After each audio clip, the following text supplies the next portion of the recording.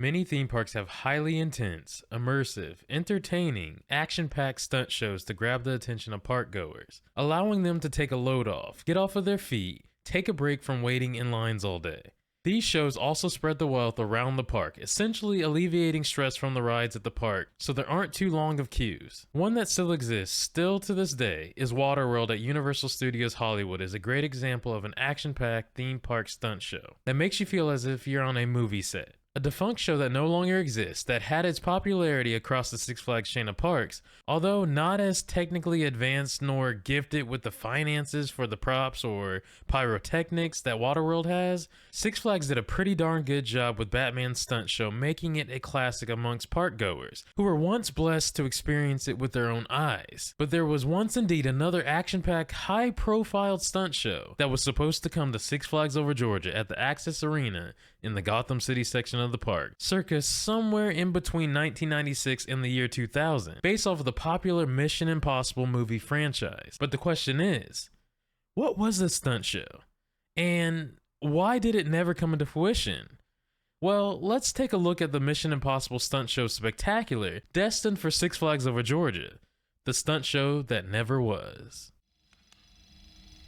10, 9, 8, 7, 6, 5, 4, 3, 2, 1, 0.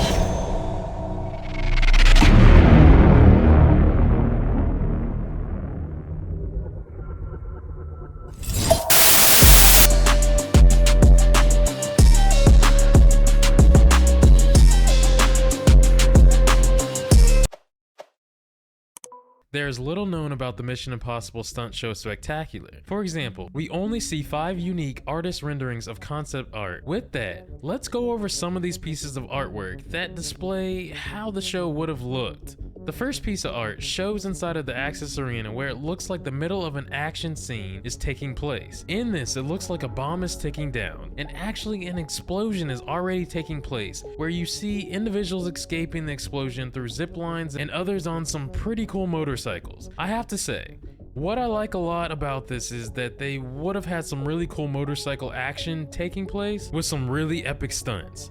Now you have to think and imagine, depending on the budget of the production and however they would have spent on pyrotechnics, it could have been pretty hot with the size of the controlled flames on stage. If you ever been to the Access Arena, it's not exactly the biggest, but not the smallest either. Artist Rendering 2 shows a much closer, clearer, and more in-depth look at the action that is taking place on the stage. This guy has a huge weapon who is like ziplining. This guy has a crowbar hanging from the rafters, and I mean, there's a lot going on. I mean, a lot going on, with a lot of shooting taking place. And I'll be honest, again, this looks epic. There's even a full airplane in the background. This also reminds me of Waterworld a bit, or even the Indiana Jones stunt show, just really the plane part. Seriously though, the set design looks phenomenal from how it appeared. Of course, the artist rendering and the final product don't always exactly work out.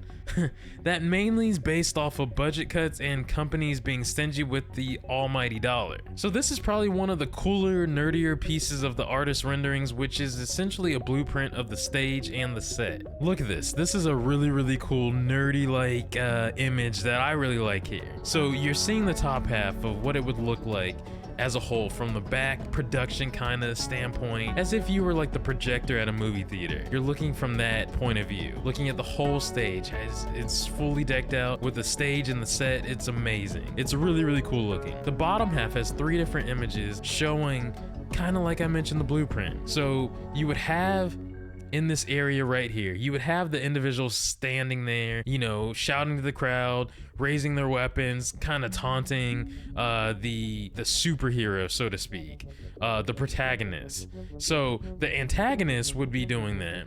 On this part right here, running around the stage, they would be on their motorcycles doing their thing. It looks really cool. I like it a lot, and I really wish that this show could have come into fruition, but this is a really cool, like, artist rendering kind of blueprint like of what it would look like.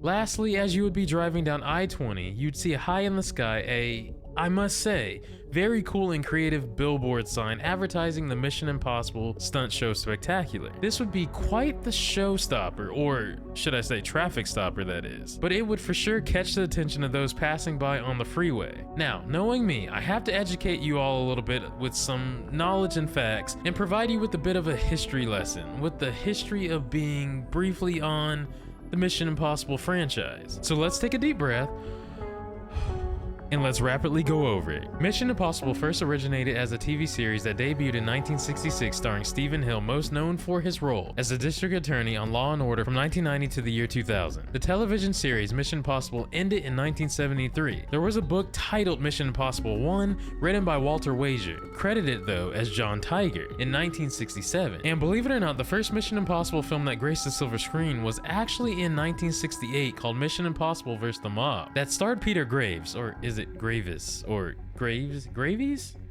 Yeah. The Mission Impossible television series was revived for 2 seasons in 1988, this time starring Peter Graves,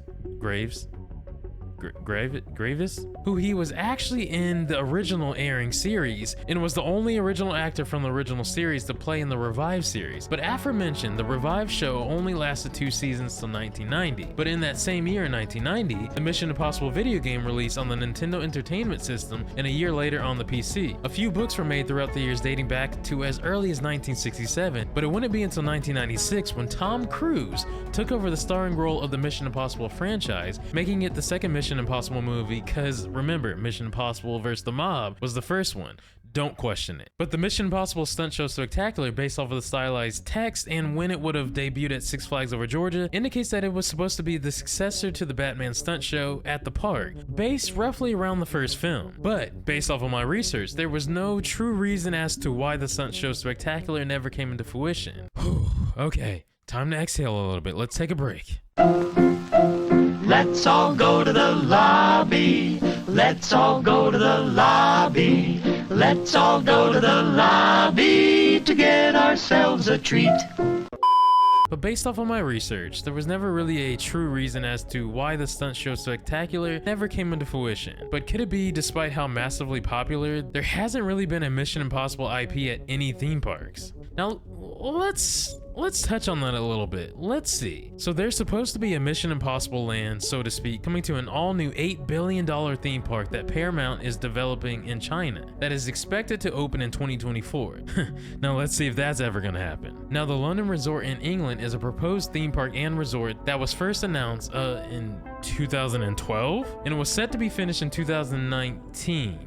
But now has been pushed back to open sometime now in 2024. This park is expected to have an indoor ride or attraction based off of Mission Impossible. Seems like 2024 appears to be the year for Mission Impossible IPs to get a chance at theme parks. Hopefully. But hey, there's a Paramount theme park that was scheduled to open in 2011 in South Korea. Yeah, that didn't happen, but it did get pushed back to now 2025. And we're definitely seeing a resurgence in popularity with Mission Impossible. Could it be also that 2 new films are coming out a year apart from each other, with the next one at the time of recording coming out in July of 2023, then part 2 in July of 2024? Lastly, according to Screamscape, there was a Mission Impossible 3D dark ride similar to Transformers at Universal Studios that was supposed to come to another Paramount park, but this time in Spain. No word on that. Yeesh. Seems like Paramount is on the struggle bus, trying to get back into the theme park game ever since selling their list of awesome theme parks to Cedar Fair. Seems like they're quite eager this go around. But nothing has really come from the Mission Impossible IP and theme parks. You think it would be something really popular and really exciting that park goers all around the world would love and enjoy, but this doesn't seem to be the case, as the films are what most people single-handedly enjoy and don't have a desire for anything more than what's on the silver screen at theaters. We may never know why the Mission Impossible Stunt Show Spectacular never happened at Six Flags Over Georgia, but we can look at the exploding concept art and wonder, how epic, with it being done right, could this show have been? Well, as far as knowing if this stunt show would have been a hit or not, I deem it as Mission Impossible. I mean, you get it? As far as like speculating, it's Mission Impossible because it didn't happen and you would never actually know if it would have been a hit or not. Never mind. But anywho, what are your thoughts on the Mission Impossible Stunt Show Spectacular that never was? And what are your thoughts on the to this date failure of the Mission Impossible IP at theme parks? Let me know in the comment section down below and share your thoughts. And be sure to follow me on Instagram, Facebook, TikTok, and Twitter. Subscribe to the channel if you enjoyed the video, and a special thanks to all the YouTube VIP channel members and patrons on Patreon. And that is it for the video. Video over. Explosion.